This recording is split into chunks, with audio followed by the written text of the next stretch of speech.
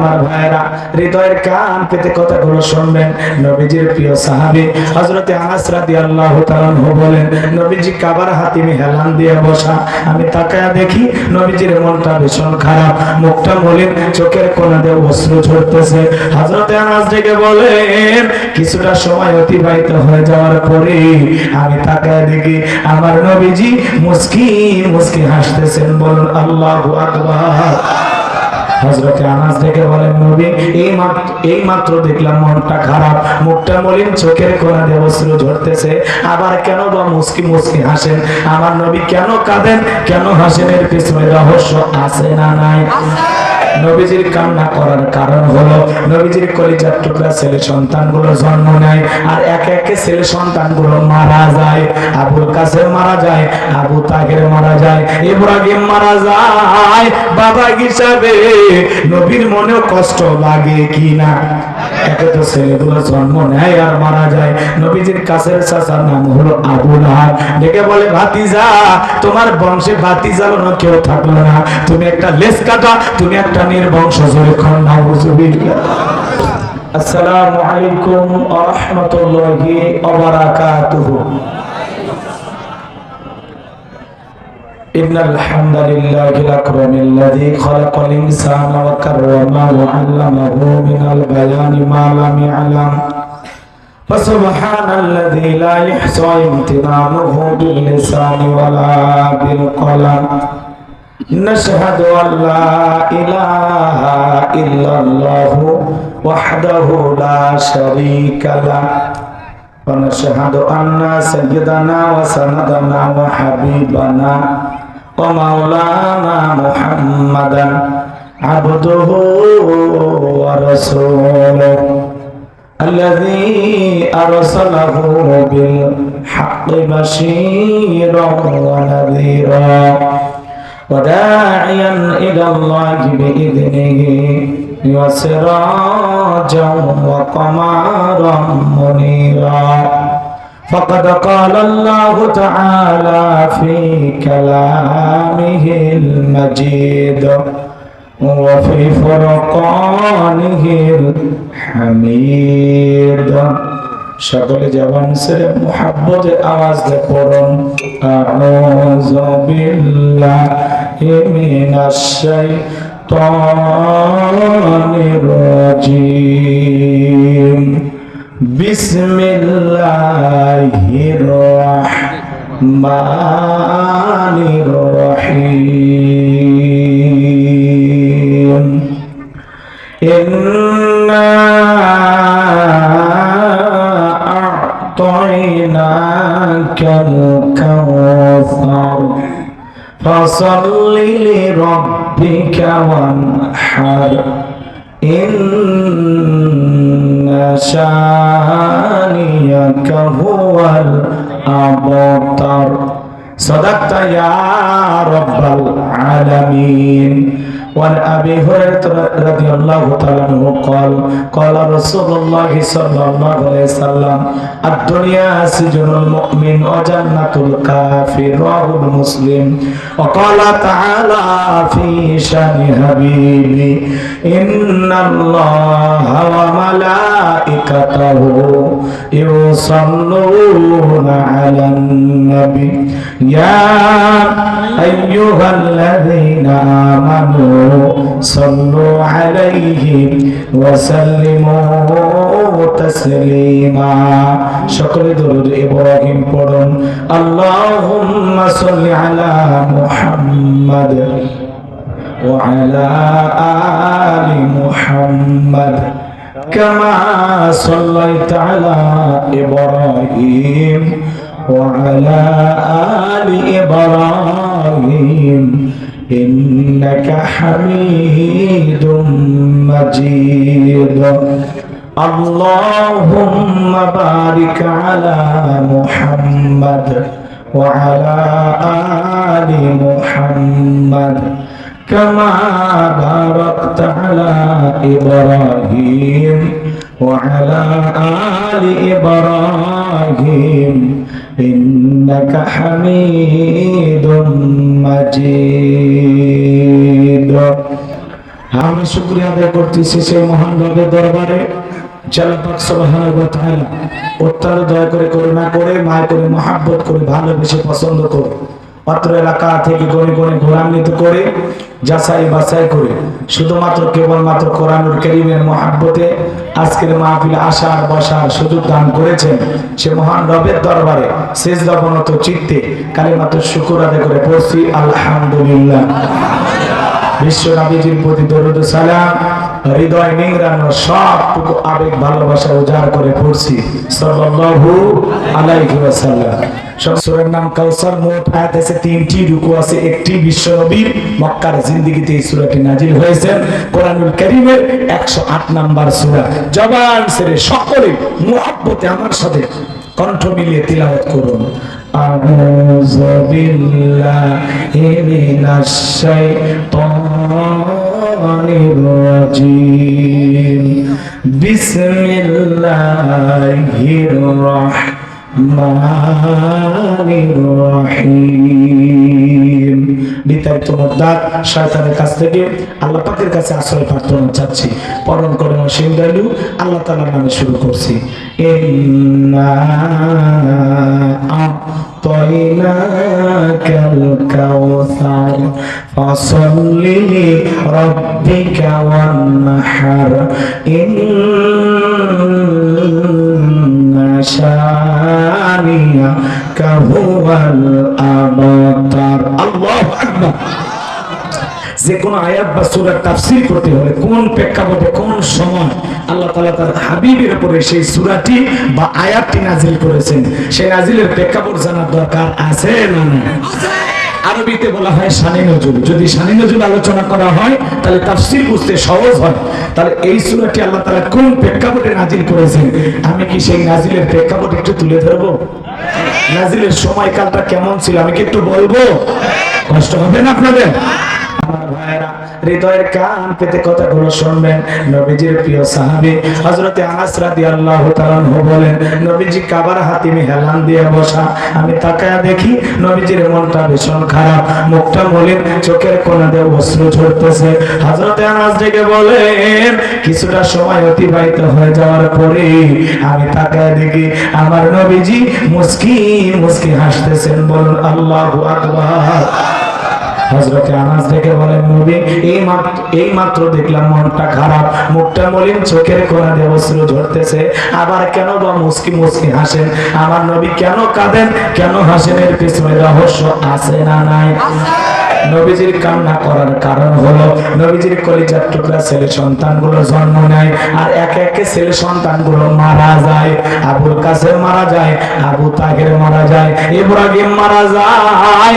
বাবা হিসাবে নবীর মনেও কষ্ট লাগে কি না? একে তো ছেলেগুলো জন্ম নেয় আর মারা যায়। নবীজির কাছের চাচার নাম হলো আবু লাহাব। ডেকে বলে, ভাতিজা, তোমার বংশে ভাতিজালো কেউ থাকলো না, তুমি একটা লেজ কাটা, তুমি একটা নির্বংশ। জোরে খন্ডা হুজুবিল্লাহ। একে তো সন্তান হারানোর ব্যথা, অন্যদিকে আপন মানুষদের সমালোচনা। নবীর মনের কষ্ট কমে না বাড়ে?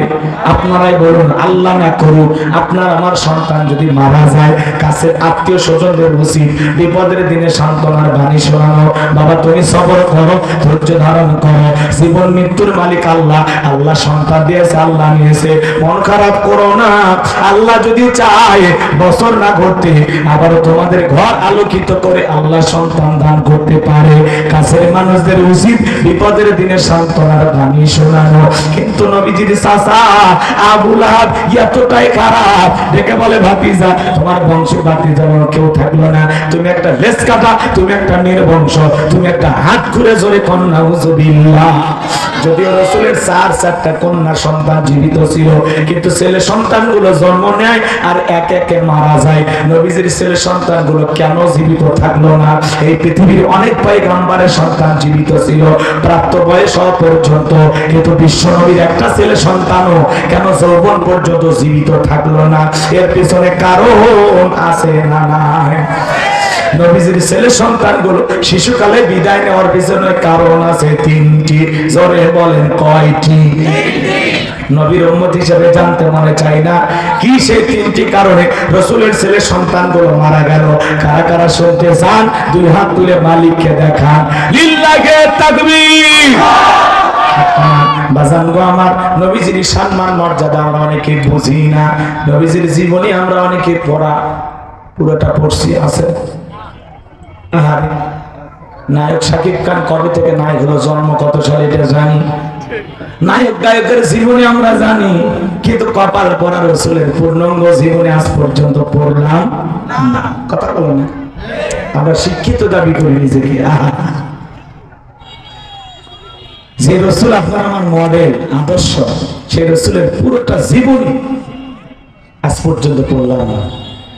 কত সেরা গ্রন্থ আছে, এটা কিনেন না ভাই, কিনে পূর্ণাঙ্গ জীবনী পড়েন।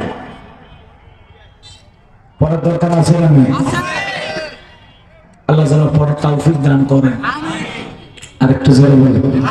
মুরব্বিরা বলতেছেন বাবা আমার লেখাপড়া নাই, একটা কিতাব বাজার থেকে কিনে, সিরাতের একটা কিতাব কিনে বাড়িতে এনে যান, নাতি পুতি আসে না, ওদের কাছে প্রত্যেকদিন 2-3 পৃষ্ঠা করে শুনবেন। তারও জানা হয়ে গেল, আপনারও শোনা হয়ে গেল। কষ্ট হয়? এক জায়গায় যা বললাম, ভাই বলেন তো আমাদের নবীর নাম কি? বলে আব্দুল কাদের জিলানী। পীর সাহেবের নাম মুখস্থ আছে, কিন্তু কপাল পোড়া আমার রাসূলের নামটা বলতে পারে না। এরকম মুসলমান এখনো আছে না? না। আমার ভাইরা, নবীজির ছেলে সন্তানগুলো কেন মারা গেল, কি সেই তিনটি কারণ যদি আমি আলোচনা শুরু করি তাহলে 3 নাম্বার আয়াতের আলোচনা শুরু করা লাগবে। আমি কি 1 নাম্বার আয়াত বাদ দিয়ে 3 নাম্বারে যাব, নাকি আস্তে আস্তে শুরু করা যাক? ধৈর্য আছে তো ভাই? তাহলে গভীর মনোযোগ দিয়ে শুনবেন। একে তো সন্তান হারানোর কথা, কাফেরদের সমালোচনা, অন্যদিকে সাহাবায়ে কিরাম যারা ইসলাম ধর্ম গ্রহণ করে, কাফের বেঈমানরা তাদের উপর নির্যাতন জুলুমের প্রভাব চালায়। হযরতে বেলাল তখন কালেমা পড়ে মুসলমান হন নাই। নবীজি রাতের বেলায় দারুল আরকামে বসা, হযরতে বেলাল বিশ্বনবীর দরবারে উপস্থিত হয়ে গেল। নবীজির চেহারার দিকে তাকাইয়া হযরতে বেলাল ডেকে বলেন, নবী গো, আপনার চাইতে সুন্দর মানুষ আমি জীবনে কোনোদিন দেখি নাই। একটু জোরে বলেন না সুবহানাল্লাহ। আপনার আমার নবী কতটা সুন্দর জানেন? হযরতে জাবের রাদিয়াল্লাহু তাআলা বলেন, পূর্ণিমার রাত আমি রাসূলের বাড়িতে গিয়েছিলাম, সেদিন দেখেছিলাম চাঁদ উদয় হয়েছে 2টা, একটা চাঁদ আসমানে আর একটা চাঁদ জমিনে। হযরতে জাবের বলেন, ওই আকাশের পূর্ণিমার চাঁদের দিকে একবার তাকায় আর নবীজির চেহারার দিকে তাকায়। হযরতে জাবের রাদিয়াল্লাহু তাআলা বলেন, ওই আকাশের পূর্ণিমার চাঁদের চাইতেও বিশ্ব নবীকে আমার কাছে বেশি সুন্দর মনে হয়। আম্মা জান আয়েশা ডেকে বলেন, যারা ইউসুফ নবীর চেহারার দিকে তাকাইয়া মিশরের নারীরা ফল কাটতে গিয়ে আঙ্গুল কেটে ফেলে দিয়েছিল, ওরা যদি আমার বিশ্ব নবীর চেহারার দিকে তাকাইতো, শুধুমাত্র আঙ্গুল নয়, আঙ্গুল কাটতে কাটতে হাত কাটতে কাটতে কখন যে নিজের কলিজাকে দুভাগ করে দিত, মুহূর্তের জন্য টের পাইতো না। আপনার আমার নবী এতটাই সুন্দর। আম্মা জান আয়েশা আরো বলেন, ও দুনিয়ার মানুষ, তোমাদের একটা সূর্য আছে, আমি আয়েশার একটা সূর্য আছে। তোমাদের সূর্য উদয় হয় দিনের বেলায়, আর আমি আয়েশার সূর্য উদয় হয় রাতের বেলায়। আল্লাহু আকবার বলেন। আম্মা জান আয়েশা বলেন, আমি একদিন সেলাইয়ের কাজ করতেছিলাম, হাত থেকে সুইটা পড়ে গেল, বাতিতে কোনো তেল ছিল না, বাতি জ্বালাইতে পারলাম না, অন্ধকার রাত আমি বইসা থাকলাম। বিশ্বনবী যখন এশার সালাত আদায় করার পরে ঘরের ভিতরে প্রবেশ করলেন, সর্বপ্রথম নবীজি আম্মা জান আয়েশাকে সালাম দিলেন। নবীজি ঘরে ঢুকে স্ত্রীকে কি দিলেন? আরেকটু জোরে বলেন। আপনি আমি যখন বাড়িতে প্রবেশ করব, স্ত্রীকে সালাম দেওয়া দরকার আছে না নাই?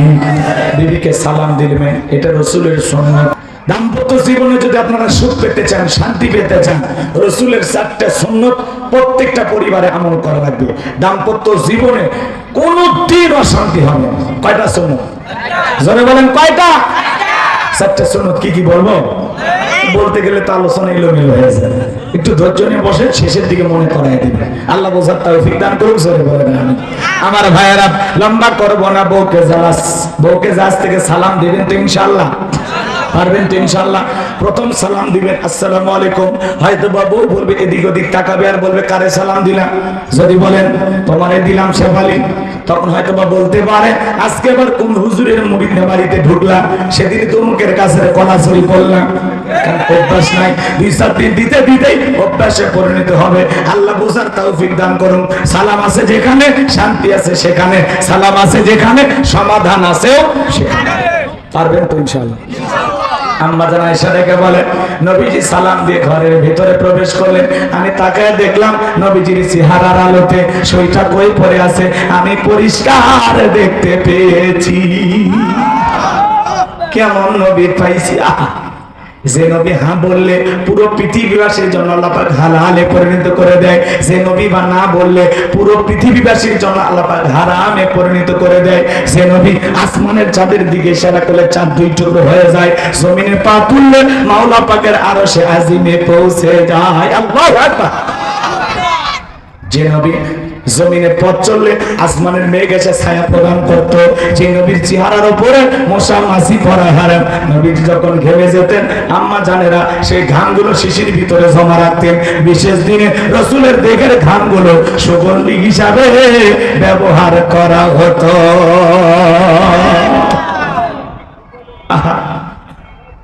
যেই ছাগলের স্তনে দুধ নাই, বিশ্বনবীর হাত মোবারক লেগে গেলে দুধে পরিপূর্ণ হয়ে যায়। সেই খাবার 2-3 জন মানুষকে শেষ করতে পারবে এমন খাবারে রসুলের হাত লেগে গেলে 300-400 মানুষ খাবারে কেউ যেমন খাবার তেমনি থাকে। আল্লাহু আকবার। যে নবীর চেহারার দিকে তাকাইলে ক্ষুধা নিবারণ হয়ে যায়, সেই নবীর কাছে হযরত বেলাল কথা মনে আছে না নাই? হযরত বেলাল ডেকে বলে নবী গো আপনি কালেমার দাওয়াত দেন, ইসলামের প্রচার করেন, আমার একটু কালেমা পড়ে মুসলমান বানায় দেন। বিশ্বনবী কালেমা পড়া দিলেন, লা ইলাহা ইল্লাল্লাহু মুহাম্মাদুর রাসূলুল্লাহ সাল্লাল্লাহু আলাইহি ওয়াসাল্লাম। হযরত বেলাল কালেমা পড়ে মুসলমান হয়ে গেল। আমার নবী ডেকে বলে বেলাল ইসলামের অবস্থা এখন ভালো না, কালেমা পড়েছো আপাতত প্রকাশ করা যাবে না। আপনারাই বলেন তো বাজান ইসলামের অবস্থা কি সব সময় ভালো থাকে? আজও তাম পৃথিবীর দিকে তাকায় দেখেন, তাম পৃথিবীর জালেম আর বেঈমানদের টার্গেট ইসলাম আর মুসলমান। আজও তাম পৃথিবীর জালেমেরা ঐক্যবদ্ধ হয়েছে ইসলাম আর মুসলমানকে বিদায় করে দেওয়ার জন্য। আজও ফিলিস্তিনের জমিনে মুসলমানের রক্ত নিয়ে খেলা করে ইহুদি জালেমেরা। কথা বলেন, আজও কাশ্মীরে মুসলমানদের রক্ত নিয়ে খেলা করা হয়, আজও ভারতে গরু গোশত খাওয়ার অপরাধে মুসলমানকে হত্যা করা হয়। কথা বলেন ঠিক কিনা? আজও চীনের উইঘুরে মুসলমানদের উপর নির্যাতন জুলুম চালানো হয়। আজও পৃথিবীতে অসংখ্য দেশে মুসলমানদের উপর নির্যাতন জুলুম যারা চালাইতেছে, মনে রাখবেন বাজান নমরুদ ফিরাউনের জায়গা যেমন পৃথিবীর জমিনে হয় নাই, আজকে যারা মুসলমানের রক্ত নিয়ে খেলা করতেছে ওই জালেমদের পরিণতি নমরুদ ফিরাউনের চাইতেও ভয়ঙ্কর হবে।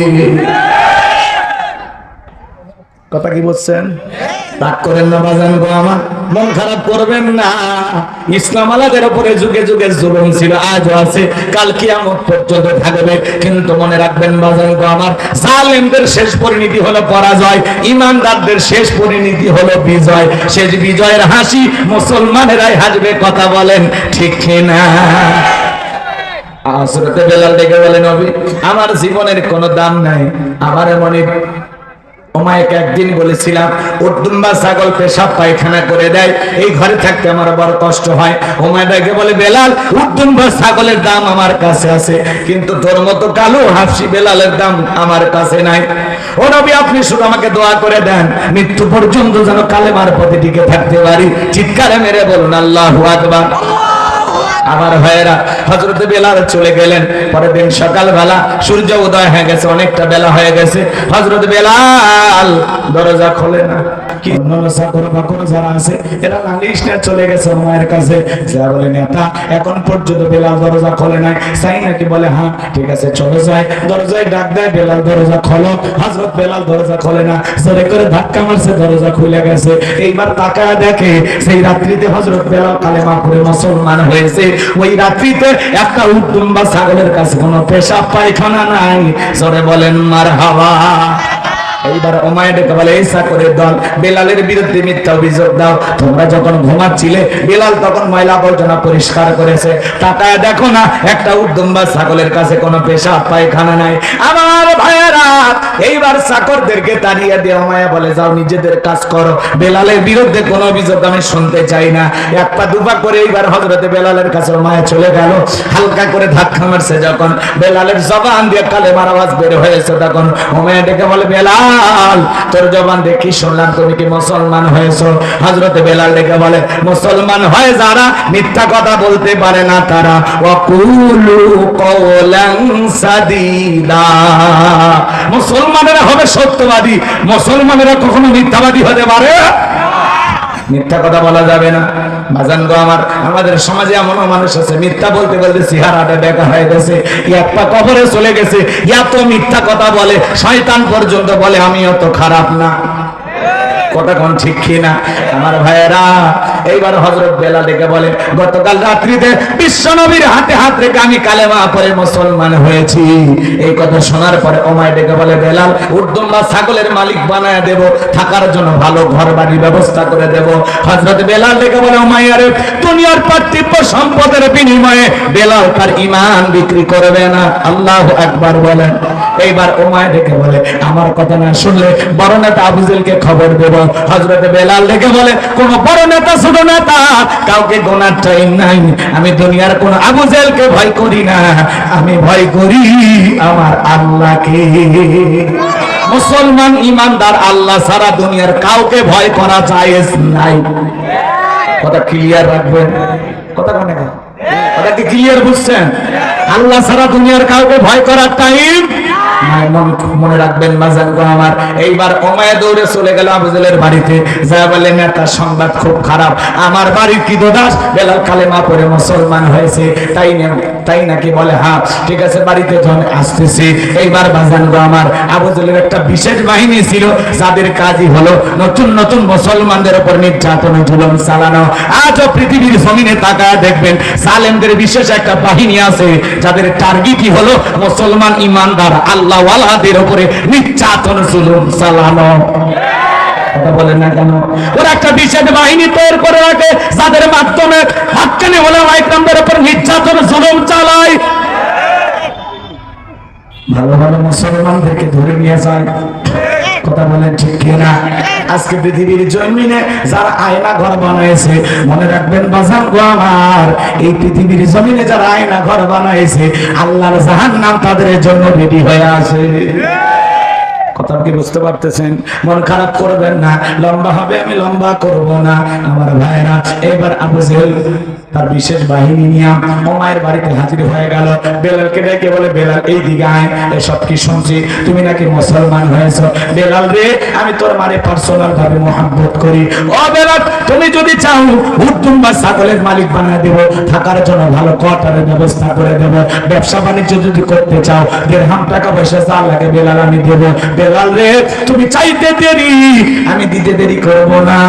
আবু জেহেলের কথা শুনে হযরত বেলাল ডেকে বলে, আবু জেহেল রে, দুনিয়ার সব সম্পদ যদি বেলালকে দিতে চাও, দুনিয়ার সব সম্পদ ছাড়তে রাজি, কিন্তু বিশ্বনবী কালেমা ছাড়তে রাজি নাই। বলেন আল্লাহু আকবার।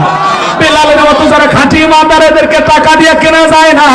মুনাফিক মার্কা মুসলমান যারা টাকার কাছে বিক্রি হয়, তারা টাকার বান্ডিল যেই দিকে ওদের ফতুয়া সেই দিকে, টাকার জোরে ওদের ফতুয়া ঘরে। কথা বোঝেন না? টাকা পাইলে বৈধটারে অবৈধ বলে, অবৈধটারে বৈধ বলে চালিয়ে দেয়। এক প্লেট বিরিয়ানি পাইলে কয় ম্যাডাম আপনি জান্নাতি। কথা কোন ঠিক কি?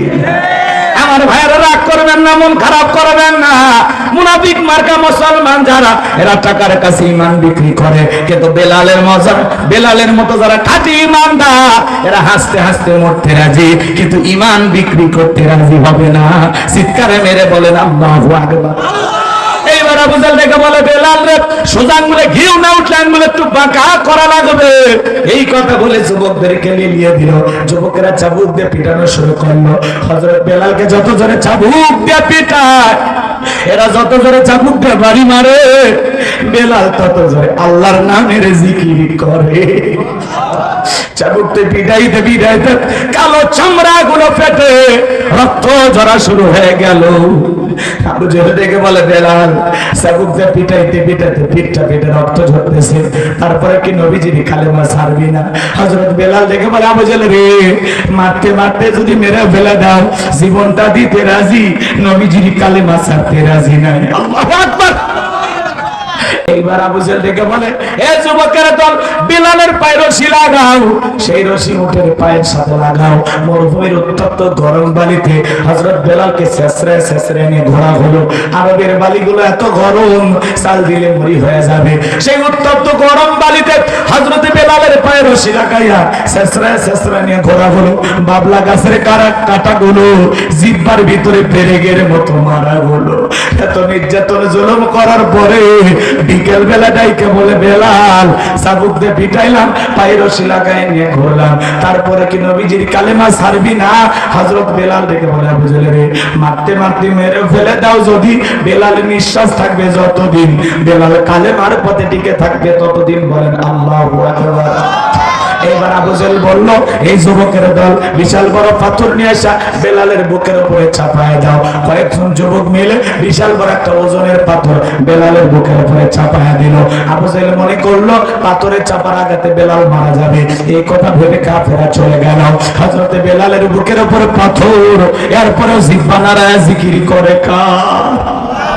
আপনাকে আমাকে জিকির করার জন্য কেউ পিটায় না, মারে না, তারপর আমরা কপাল পরে আল্লাহর জিকির করি না। কথা বলেন জিকিরের কি মজা বেলাল বুঝেছে। আহা, বুকের উপরে বড় পাথর, তারপরে জিহ্বা নাড়ায়া জিকির আল্লাহর করতেছে। আমার ভাইয়েরা সবসময় আল্লাহর জিকির করবেন। জিকির করার জন্য আলাদা সময় লাগে না। দোকানদারি করতে করতে জিকির করা যায়, চাকরি করতে অফিসে বসে জিকির করা যায়, মাঠে কাজ করা অবস্থায় জিকির করা যায়, রিক্সা ভ্যান চালাইতে জিকির করা যায়, যে কোনো সময় আল্লাহর জিকির করা যায়। যার জিহ্বাটা আল্লাহর জিকিরে ভিজা থাকবে, ওই জিহ্বাওয়ালা মানুষ কোনোদিন জাহান্নামের আগুনে জ্বলবে না। হাদিস শরীফের ভিতরে আছে যার জিহ্বাটা আল্লাহর জিকিরে সব সময় ভিজে থাকে, যখন বেশি বেশি জিকির করবেন দেখবেন জিহ্বার কাছে সব সময় ভিজে থাকে। কথা বলেন না? আল্লাহ বলেন যার এদিক খেয়াল করে, যার জিহ্বাটা আল্লাহর জিকিরে সব সময় ভিজে থাকে, ওই জিহ্বাওয়ালা মানুষ কোনদিন জাহান্নামের আগুনে জ্বলবে না। বলুন সুবহানাল্লাহ। এই জন্য আল্লাহ তাআলাকে স্মরণ করা দরকার আছে না নাই? আযকুরুনি আযকুরুকুম ওয়াশকুরুনি ওয়ালা তাকফুরুন। তোমরা আমারে স্মরণ করো, আমি আল্লাহ তোমাদেরকে স্মরণ করব। কৃতজ্ঞতা প্রকাশ করো, অকৃতজ্ঞ হয়ো না। তাহলে সব সময় জিকির করব আল্লাহ। জোরে বলেন কার? সুবহানাল্লাহ সুবহানাল্লাহ আলহামদুলিল্লাহ আলহামদুলিল্লাহ আল্লাহু আকবার আল্লাহু আকবার লা ইলাহা ইল্লাল্লাহ লা ইলাহা ইল্লাল্লাহ লা ইলাহা ইল্লাল্লাহ সুবহানাল্লাহি বিহামদিহি সুবহানাল্লাহিল আযীম। পারবো তো ইনশাআল্লাহ? পারবো তো ইনশাআল্লাহ? আমার ভাইয়েরা, হযরত বেলাল ডেকে বলে মালিক, আমার বুকের উপরে পাথর থাকার কারণে তোমার মতো মালিকের জিকির করতে বড় কষ্ট হয়। তুমি তো সেই আল্লাহ, ইব্রাহিমের জন্য যদি নমরুদের আগুনকে ফুলের বাগান বানায় দিতে পারো, আল্লাহ তুমি কি পারো না বেলালের উপরে, বেলালের বুকের উপরে থাকা পাথরটাকে তুলার মতো নরম বানায় দিতে? হযরতে বেলাল দোয়া করতে দেরি, আসমানের মালিক আল্লাহ দোয়া কবুল করতে দেরি করে নাই। বেলালের বুকের পাথরটাকে আমার আল্লাহ তুলার মতো নরম বানিয়ে দিয়েছেন। বলুন আল্লাহু আকবার। বেলালের উপরে এইভাবে যখন নির্যাতন জুলুম চলতেছে, এই খবর যখন বিশ্বনবীর কান পর্যন্ত পৌঁছে গেল, আমার নবী ডেকে বলা ওয়াকুর, বেলালের নির্যাতন জুলুমের কথা আমার আর সহ্য হয় না, যাও যাও তুমি আমার বেলালের জন্য একটা কিছু করো। হযরত আবু বকর সিদ্দিক রাদিয়াল্লাহু তাআলা আনহু কয়েক গুণ দাম বেশি দিয়া গোলামীর জীবন থেকে হযরত বেলালকে আজাদ করলেন, মুক্ত করলেন। বলুন আল্লাহু আকবার। এই যখন ইসলামের অবস্থা, একদিকে সন্তান হারানোর ব্যথা, আপন মানুষদের সমালোচনা, সাহাবায়ে কিরামদের উপর নির্যাতন, এই জন্য নবী যে মন খারাপ, মুখটা মলিন, নবীর যখন মন খারাপ নবীকে সান্ত্বনা দেওয়ার দায়িত্ব কার? আর একটু জোরে বলেন কার? আমার আল্লাহ ডেকে বলে, জিবরাইল আমার বন্ধুর মা নাই, বাবা নাই, আমি ছাড়া আমার বন্ধুর কেউ নাই রে জিবরাইল। আর করিস না দেরি, আমার বন্ধুর মনটা হয়েছে ভারী, আমি আল্লাহ সইতে নাকি পারি। লাহু মাহফুজ থেকে সূরা কাউসার নিয়ে যায় আমার বন্ধুর উপরে নাজিল কর তাড়াতাড়ি। চিৎকারে মেরে বলুন আল্লাহু আকবার।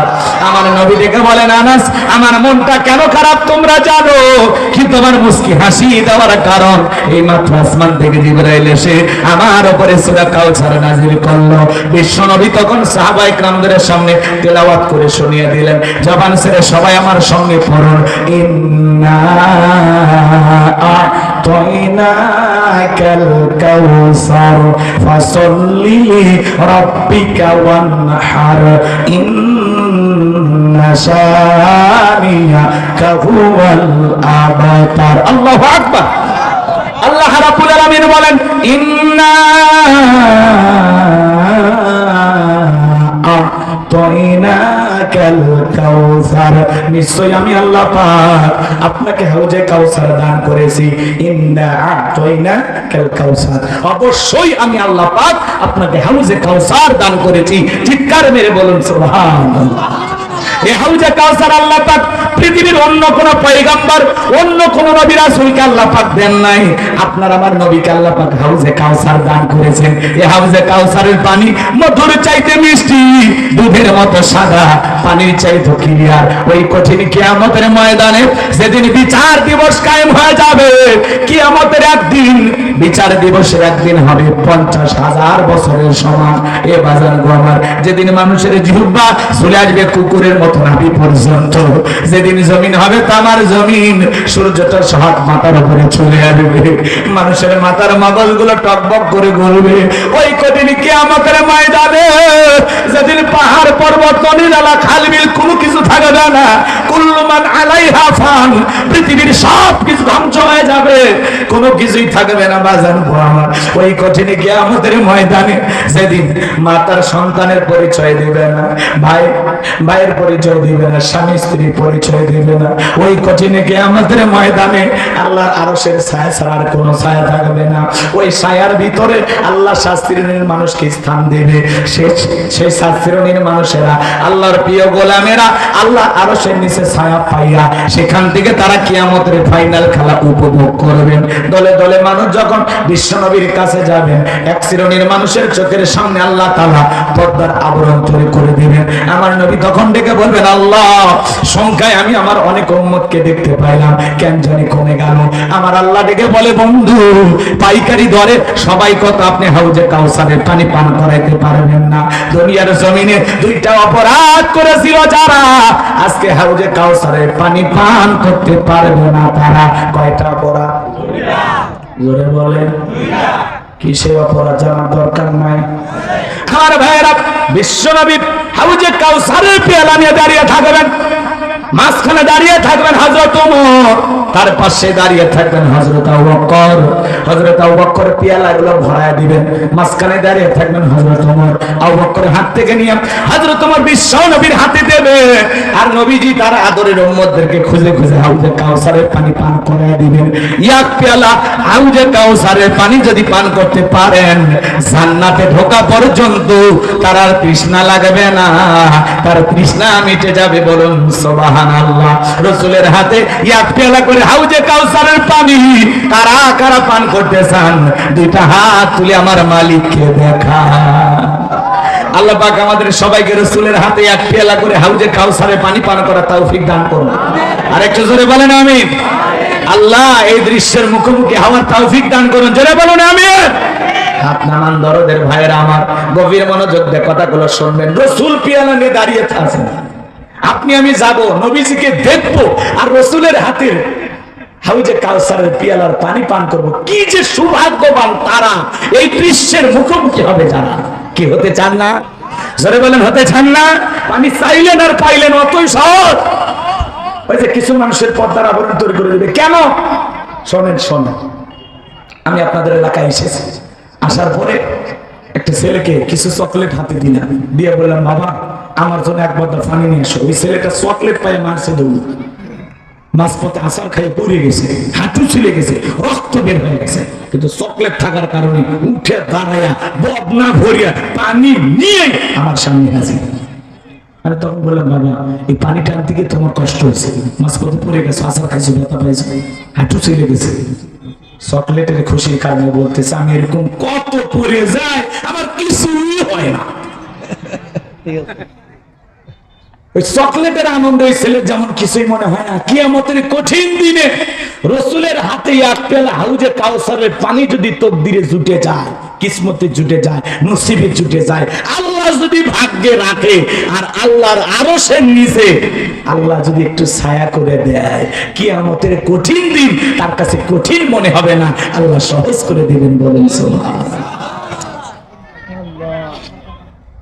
রসুলের হাতে হাউজে কাউসারের পানি যদি ভাগ্যে জোটে, আর আল্লাহর আরশের নিচে ছায়া যদি ভাগ্যে জোটে, সেই লোকটা জান্নাতি, এতে আর কোনো সন্দেহ নাই। সুবহানাল্লাহ বলবেন না? কষ্ট হয় আমার কথা?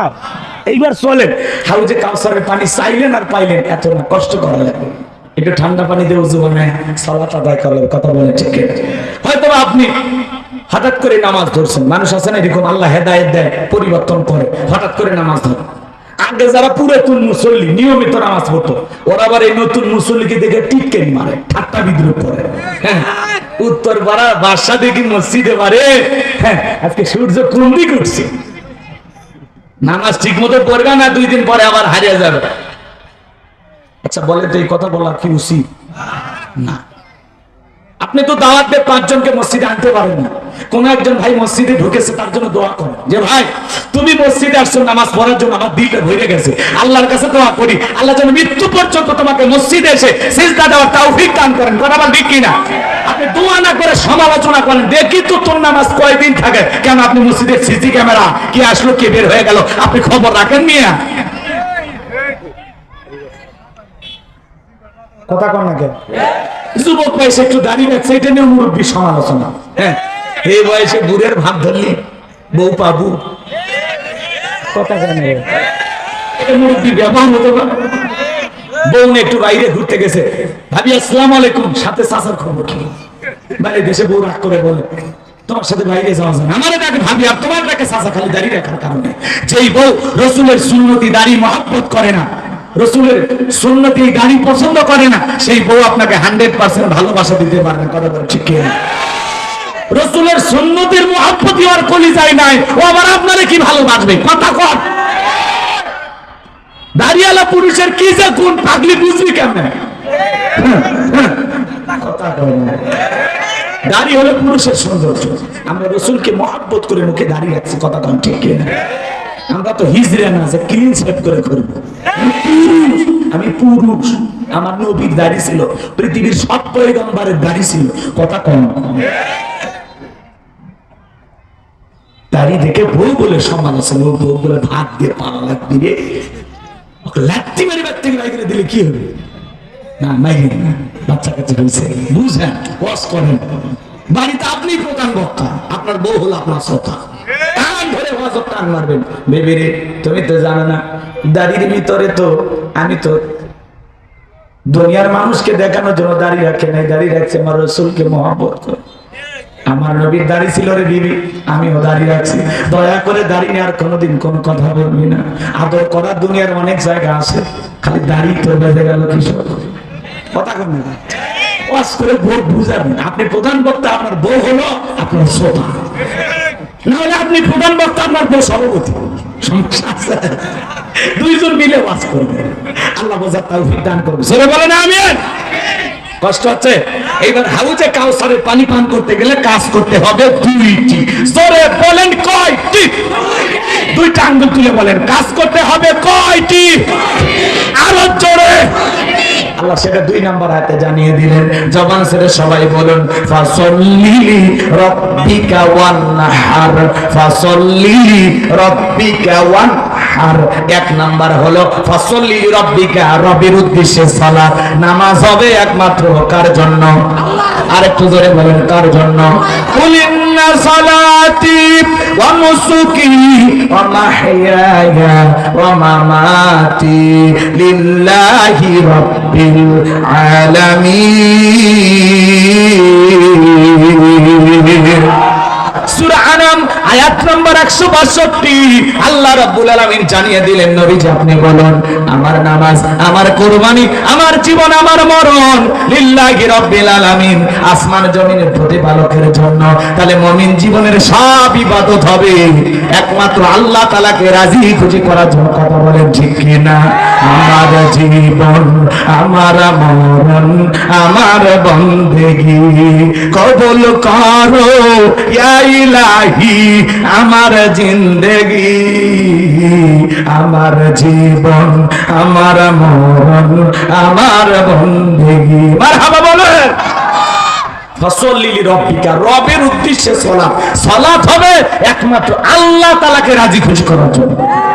নামাজ যেমন তেমন ভাবে পড়লে হবে না, নামাজ নামাজের মতো করে পড়বে, ধীরস্থির ভাবে, সময় নিয়ে, ধৈর্য নিয়ে। কথা কম। ফাসল্লি লিরাব্বিকা ওয়ানহার, এক নাম্বার রবের উদ্দেশ্যে সালাত আদায় করা। আপনি আমি যখন সালাত আদায় করার জন্য দাঁড়িয়ে যাব, কদ আফলাহাল মুমিনুন আল্লাযীনা হুম ফি সালাতিহিম খাশিউন, অবশ্যই মুমিনেরা সফল যারা নিজেদের সালাত বিনয়ের সহিত, নম্রতার সহিত, আল্লাহর ভয় নিয়ে আদায় করে। আপনি আমি যখন সালাতে দাঁড়িয়ে যাব, অন্তরে ভয় থাকবে কার? ইয়া আইয়ুহাল্লাযীনা আমানু তাকুল্লাহ, হে ঈমানদারগণ আমি আল্লাহকে ভয় করো, হাক্কা তুকাতিহি, ভয় করার মতো ভয় করো। সালাত আদায় করব রবের ভয় নিয়ে, 5 ওয়াক্ত সালাত আদায় করব।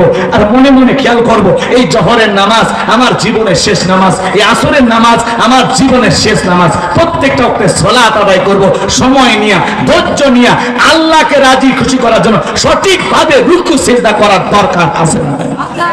আপনি খালি মুরগি ঠোকরের মতো মাথায় এমন কায়দায় তারা হুড়া করে সিজদা মারে, মনে হয় 2 রাকাত নামাজের 4 সিজদা একবারে দিলে ভালো হয়। ভাই নামাজের ব্যাপারে তারা হুড়া করা যাবে। সালাত যদি সালাতের মতো আদায় করতে পারে, 5 ওয়াক্ত সালাত নফল না ফরজ? জোরে বলেন না ভাই। এই দুনিয়ার এমন কোন মুসলমান আছে যে জানে না? কথা কানে বিশ্বনবীর জামানায় ফজরের নামাজের সময় মসজিদ কানায় কানায় পূর্ণ, জুমার নামাজের সময় মসজিদ কানায় কানায় পূর্ণ। আল্লাহু আকবার বলেন। আর আমাদের দেশে জুমার নামাজের সময় মসজিদ 2 তলা 3 তলা ছাদ ভেঙে মসজিদ বানানো হচ্ছে। 2 তলা 3 তলা মসজিদ ভেঙে বানায় না? কথা কানে আপনার। কিন্তু ফজরের সময় একটা কাতারও যারা জুমা পড়লো ওরা ফজরে আসে নাকি? আসর মাগরিব এসে আসে নাকি? ওরা বোঝে যে জুমার নামাজ পড়লে জান্নাত যাওয়া যাবে, এটা নিশ্চিত। কথা কন না? সপ্তাহে একদিন, হ্যাঁ, আর বাকি 5 ওয়াক্ত সালাত আদায় করে, এটা রবের বাধ্যতামূলক অর্ডার, এটা ফরজ। কথা কন না? অবশ্যই আপনাকে আদায় করতে হবে। নিজেকে মুসলমান দাবি করলে আপনাকে সালাত আদায় করতে হবে। আর আপনি যদি বলেন আমি মুসলমান না, তাহলে নামাজ দরকার।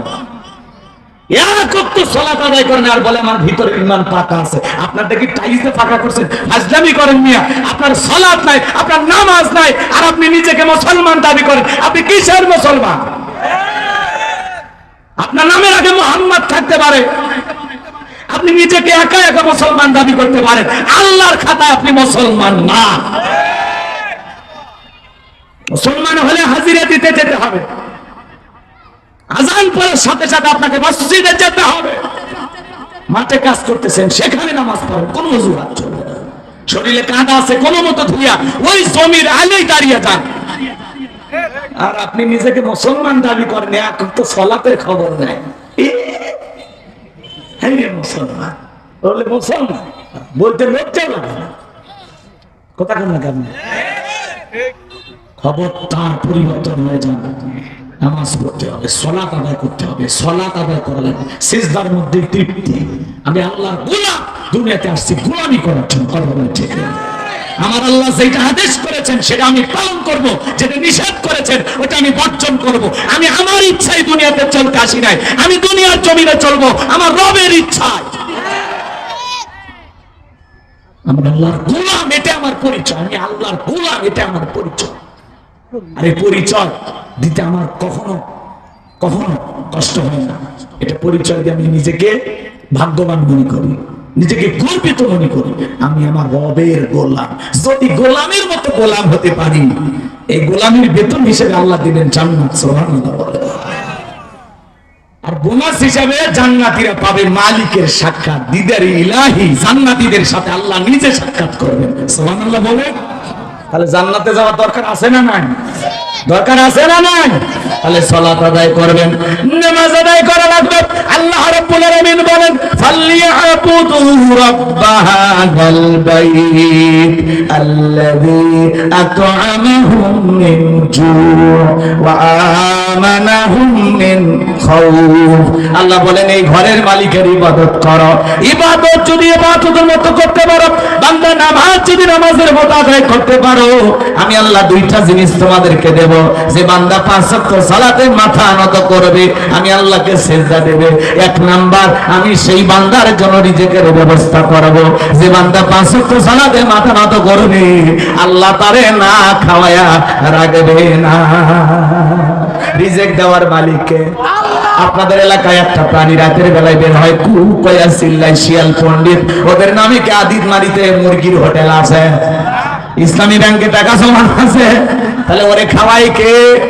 জোরে বলেন, আর একটু জোরে বলেন।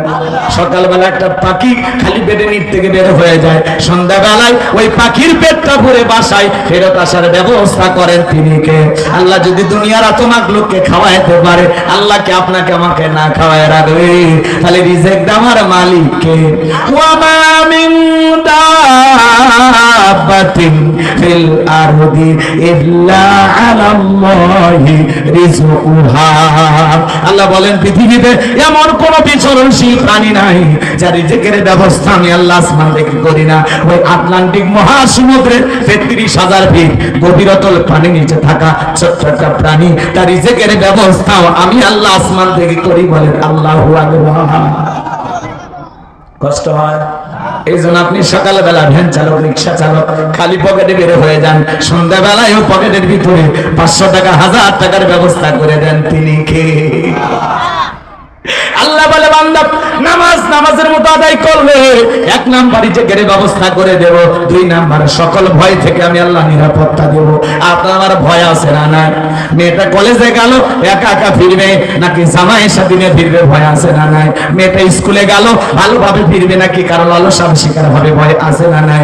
রাত 2টার দিকে আদিতমারি বাজার থেকে আপনি এই গ্রামে আসবেন। এই গ্রামের নাম কি? সারপুকুর মাস্টারপাড়া।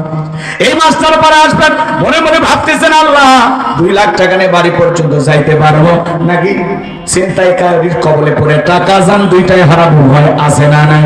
সকল ভয় থেকে আল্লাহ পাক আপনাকে আমাকে নিরাপত্তা দিবেন। আল্লাহ যদি নিরাপত্তা দিতে চায়, আর কিছু লাগে? তাহলে ফাসল্লি লিরাব্বিকা, রবের উদ্দেশ্যে সালাত। আল্লাহ তাআলার ওয়াদার মোতাবেক 5 ওয়াক্ত সালাত মসজিদে গিয়ে কারাকারি জামাতের সহিত আদায় করবেন। 2টা হাত তুলে মালিককে দেখা। আল্লাহ আমাদের সবাইকে 5 ওয়াক্ত সালাত জামাতের সহিত মসজিদে গিয়ে আদায় করার তৌফিক দান করুন। একটু জোরে বলেন না আমিন। পড়বেন তো ইনশাআল্লাহ? পড়বেন তো ইনশাআল্লাহ? হাত নামান। এইবার আল্লাহ রাব্বুল আলামিন বলেন, ফাসল্লি লিরাব্বিকা ওয়ানহার। 1 নাম্বার রবের উদ্দেশ্যে সালাত আদায় করা। 2 নাম্বার ওয়ানহার মানে কুরবানি করা।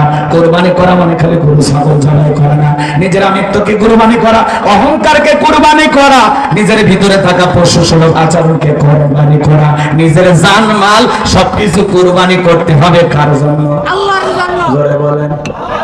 আমরা মনে করি খালি গরু কুরবানি করা। 7 জন ভাগে একটা গরু কেনে, 4 জন দড়ি ধরে টানে, পিছন থেকে 3 জন ঠেলে। এমন দুর্বল গাবি যেই গরুর উপরে বয়স্ক ভাতা ওয়াজিব, শরীরে হাড় দেখা যায়, কোরবানির স্থান পর্যন্ত হেঁটে যাওয়ার শক্তি নাই, কোলে করে নিয়ে যায়। এমন দুর্বল গাবি জবাই করলে হবে না। আল্লাহ বলেন, তাসুরুন নাযিরিন, চমৎকার একটা গাবি, দেখতে হুষ্ট-পুষ্ট, সুন্দর দেখে। কথা বলেন ঠিক কিনা? কোরবানির ওয়াজ করার সময় নাই। যারা কোরবানি দিবেন 3টা জিনিস খেয়াল রাখবেন। 1 নাম্বার, যারা কোরবানি দেবেন নিয়ত সহি থাকা লাগবে যে এই কোরবানি আল্লাহর জন্য। কার জন্য? ছেলে মেয়ের জন্য, গোশত খাওয়ার জন্য না, জামাই বাড়িতে গোশত বানানোর জন্য না, এই কুরবানি আল্লাহর জন্য। জোরে বলেন, কার জন্য? প্রথমের ছেলে কুরবানি করেছিল হাবিল আর কাবিল। কি কুরবানির নিয়ম ছিল? আগুন এসে পুড়ায় দিলে কবুল, পরে থাকলে ওটা কবুল হবে না। তো ওই সিস্টেম যদি এখন থাকতো কি করতে? ঘোড়ার ডিম করতেন, পুড়ে শেষ হয়ে যেত। আল্লাহ খাওয়ার সিস্টেম দিয়েছে মানে আলহামদুলিল্লাহ, শুকরিয়া, কথা বল।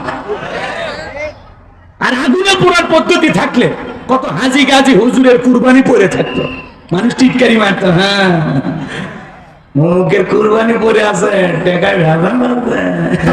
এদিকে খেয়াল করেন, ওয়ানহার মানে কুরবানি করা। তাহলে এক নাম্বার নিয়ত সহি যে কুরবানি আল্লাহর জন্য। দুই নাম্বার টাকাটা বৈধ হওয়া লাগবে, হালাল টাকা, হালাল ইনকামের টাকা দিয়ে কুরবানি দিতে হবে। কথা বলে ঠিক কিনা? সুদ দিয়ে হালাল, আপনার ইনকামটা বৈধ হওয়া লাগবে। আল্লাহ বুঝার তৌফিক দান করুন। জোরে বলুন আমিন। সুদের টাকা, ঘুষের টাকা, হারাম টাকা দিয়ে কুরবানি দিলে হবে না। আল্লাহ পবিত্র, তিনি পবিত্র বস্তুকে ভালোবাসেন। কথা বলে ঠিক কিনা? আর এদিকে খেয়াল করেন, তিন নাম্বার ফাসল্লিলি রব্বিকা ওয়ানহার, আগে সালাত আদায় করো, তারপরে কুরবানি দাও।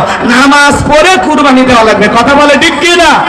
আল্লাহ বুঝার তৌফিক দান করুন। তিন নাম্বার, ইন্না শানিয়াকা হুয়াল আবতার। নবী গো, যারা আপনাকে লেজকাদারির বংশ বলে, নবী আপনি মন খারাপ করবেন না গো নবী। আপনার ছেলে সন্তানগুলোকে নিয়েছে ছোটবেলায়, আপনি কষ্ট মনের মধ্যে নেবেন না। আপনার কোটি কোটি রুহানি সন্তানকে আমি আল্লাহ জমিনে পাঠাবো, এটার নামই হলো বাঙালি। আল্লাহ রাসূলকে আল্লাহ তাআলা বলতেছেন, নবী আপনার ছেলেগুলোকে নিয়েছে, আপনি মন খারাপ করবেন না। আপনার কোটি কোটি রুহানি সন্তান আমি আল্লাহ জমিনে পাঠাবো, যারা আপনার জন্য জীবন দিতে প্রস্তুত। আল্লাহু আকবার বলেন। এই পৃথিবীর জমিনে 700 কোটি মানুষ, 200 কোটি মুসলমান, আমরা সবাই রাসূলের রুহানি সন্তান। কথা বলে ঠিক না? এই জন্য নবীজির অপমানে যদি না কাঁদে তোমার মন, মুসলিম নয় তুমি, মুনাফিক, নবীজির দুশমন। কথা বলে ঠিক না? বিশ্ব নবীকে নিয়ে যদি কেউ কটূক্তি করে, বাজে মন্তব্য করে, বুঝে নেবেন তার জন্মের ঠিক নাই। কথা বলে ঠিক না? ওলীদ বিন মুগীরা মক্কা নগরীতে বিশ্ব নবীকে গালি দিয়েছিল, অকাট্য ভাষায়, আজে বাজে ভাষায় গালি দিয়েছিল। আল্লাহ আয়াত নাযিল করে জানিয়ে দিলেন, উতুল্লিম বাদা যালিকা জানিম। নবী গো, এই ওলীদ বিন মুগীরা আপনাকে গালি দেয় কারণ এ হলো পিতৃ পরিচয়হীন, যারও সন্তান, এর জন্মের ঠিক নাই। কথা কয় না কেন? রাগ করতেছেন? আজও পৃথিবীর জমিনে যারা নবীকে গালি দেবে, নবীর চাইতে উত্তম মানুষ কেউ আছে? হ্যাঁ, এই পৃথিবীর সবচেয়ে সুন্দর মানুষটির নাম মুহাম্মদ রাসূলুল্লাহ সাল্লাল্লাহু আলাইহি ওয়াসাল্লাম। যে নবীর চরিত্রের সার্টিফিকেট আল্লাহ দিয়ে বলেন, ওয়া ইন্নাকা লাআলা খুলুকিন আযীম। নবী গো, আপনি হলেন পূত পবিত্র, মহান চরিত্রের অধিকারী। আযীম আরবিতে এমন একটি শব্দ যার গভীরতা মাপা যায় না। আপনার আমার নবী কেমন দামি নবী, যে নবী 63 বছরের জিন্দেগিতে একটি মিথ্যা কথা বলেননি। এমন বিশ্ব রেকর্ড পৃথিবীর আর কোন নেতার আছে? যারা বলেন আছে নাই। সেই নবীকে আদর্শ মানতে আমাদের সমস্যা আছে, সেই নবীকে মডেল মানতে আমাদের সমস্যা আছে। আল্লাহ বলেন, লাকাদ কানা লাকুম ফি রাসূলিল্লাহি উসওয়াতুন হাসানাহ। তোমাদের জন্য উত্তম আদর্শ আছে রাসূলের জিন্দেগির ভিতরে। কথা বলেন ঠিক কি না? রাসূল হলেন আমাদের মডেল, রাসূল হলেন আমাদের আদর্শ। আমরা নবীজির জন্য জীবন দিতে প্রস্তুত। কথা বলেন ঠিক কি না? এইজন্য ভাইরা আমার, বিশ্ব নবীর অপমান সইবে না রে মুসলমান। আজও পৃথিবীর জমিনে যারা নবীকে গালি দেবে, নিঃসন্দেহে বুঝে নেবেন তার জন্মের ঠিক নাই, একটা বাস্টার্ড। কথা বলেন ঠিক কি না? এই জন্য কেউ যদি আমার নবীকে গালি দেয়, আমরা সহ্য করব না। আমার বাপকে গালি দেওয়া সহ্য করব, আমার মারে গালি দেওয়া সহ্য করব, আমারে গালি দেওয়া সহ্য করব, আমার দলকে গালি দেওয়া সহ্য করব। কিন্তু বিশ্বনবী আমাদের কলিজার টুকরা নবী, নবীকে যদি অকাট্য ভাষায় কেউ গালিগালাজ করে, ওই নাস্তিক বেঈমানকে ধইরা ওর বুকের উপরে চইরা সিপ্পা টান দিয়ে ছিঁড়ে কুকুরকে খাওয়া দেব। এরপরে নবীজির অপমান মেনে নেওয়া হবে না, হবে না। নবীজির ইজ্জত রক্ষা করার জন্য কারা কারা জীবন দিতে প্রস্তুত, হাত তুলে রাখা।